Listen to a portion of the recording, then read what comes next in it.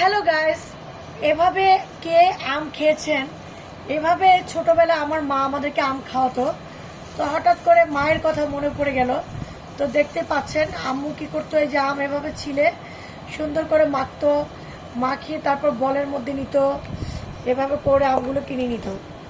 নেওয়ার পরে তারপর এভাবে করে এই যে আমের আঠি, এটাকে আমরা আমের বড়া বলি, কেউ বলে আঠি। দেখেন, তো এভাবে করে বড়াগুলো নিত, তারপর সুন্দরভাবে মুড়ি মাখাতো আমার আম্মা। এই যে মুড়ি মাখাতো, মুড়ি মাখিয়ে তারপর সুন্দরভাবে এভাবে মাখতো, মেখে এই যেভাবে মেখে খাইতো, মানে আমাদেরকে খাওয়াতো আর কি। তো দেখেন সেই স্বাদ, দেখি। তবে ওই যে মায়ের হাতের যে স্বাদটা, ওইটা তো আর পাই না, মাকে ফিল করি আর কি। তো এভাবে কারা কারা খান অবশ্যই কমেন্ট করে জানাবেন।